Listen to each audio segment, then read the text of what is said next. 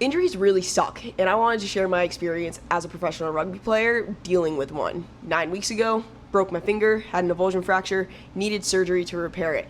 And now, 9 weeks later, I am fully cleared to participate in live rugby, which is awesome, but it was not an easy road to get here.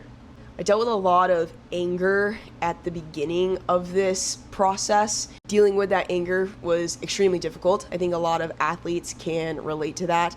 A lot of why me thoughts are like, this was stupid if I just hadn't done this. Getting caught in those thought cycles was not productive. So I talked to a sports psych and we figured out a way to change that narrative. By the end of this, I started resenting the gym.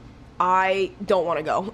It's the last thing that I want to do because all I want to do is play rugby. I was in the gym so much in the off season. So when the season came, I was excited to be playing a lot more and spending less time in the gym. And I'm a strength coach. Like, I love the gym.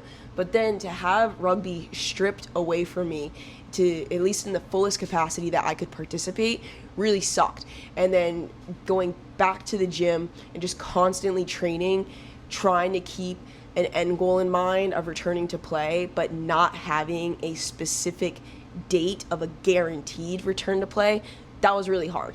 And so I'm still doing it, but I don't like it. It's scary rehabbing an injury and coming back to your sport, especially a full contact sport like rugby. A finger, it's so delicate, and whether we're doing it on purpose or not, it doesn't matter. My care team was constantly putting this thought, this fear into my head that I was going to re-rupture, that I was going too fast, I don't want to push it because I don't want to re-rupture, which is true. However, this is my rehab process. This is my athletic career. They're not going to care as much about my return to play as I am. And I took that to heart. And so as soon as I could, I was rehabbing my finger a lot earlier than most people are technically cleared to rehab. But at the end of the day, it's whatever you're comfortable with.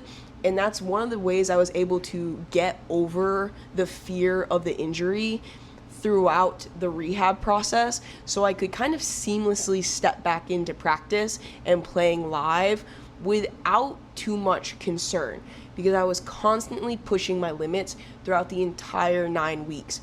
I think anger, resentment, and fear are probably the three biggest emotions that come with an injury, at least in my experience.